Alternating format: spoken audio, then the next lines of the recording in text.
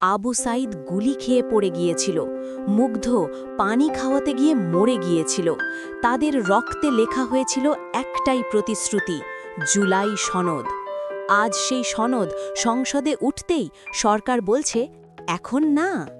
আজ সংসদে বিরোধী দল নোটিশ দিল জুলাই সনদ বাস্তবায়ন করো, আর সরকারি দল কি করল?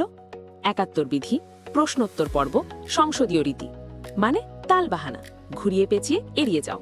অথচ ভুলে যাচ্ছেন এই সংসদে যে নির্বাচন হয়েছিল সেই একই দিনে গণভোটও হয়েছিল, আর সেই গণভোটে ৭০% মানুষ বলেছিল জুলাই সনদ চাই। ৭০%, ১০ জনের মধ্যে ৭ জন। আর তখনই মুখ খুললেন ডক্টর শফিকুর রহমান, বললেন এমন একটা কথা যা আজ সারা দেশে ছড়িয়ে পড়েছে, ঝোল হারাম গোশত হালাল, এটা হয় না। মানে একই গণভোটের আদেশে যদি নির্বাচন জায়েজ হয়, আপনি সেই ভোটে ক্ষমতায় আসতে পারেন, তাহলে সেই একই আদেশের জুলাই সনদ কেন মানবেন না? এই প্রশ্নের জবাব কি সরকারের কাছে?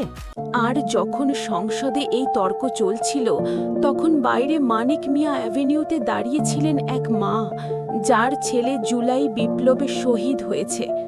তিনি একটাই কথা বলছিলেন, আমার ছেলে কি শুধু এই সরকারকে ক্ষমতায় বসাতে মরেছিল? শহীদ পরিবারগুলো আজও রাজপথে। তাদের একটাই দাবি, এখনই সংবিধান সংস্কার পরিষদ গঠন করো। স্পিকার ঘোষণা দিয়েছেন আজ ৩১শে মার্চ ২ ঘণ্টার বিশেষ আলোচনা হবে। এখন সারা দেশ তাকিয়ে আছে, শহীদের মায়েরা তাকিয়ে আছেন। সরকার কি আজ শহীদের রক্তের দাম দেবে, নাকি আবারও বলবে এখন না? কমেন্ট করুন, শেয়ার করুন, জুলাই যোদ্ধাদের পাশে থাকুন।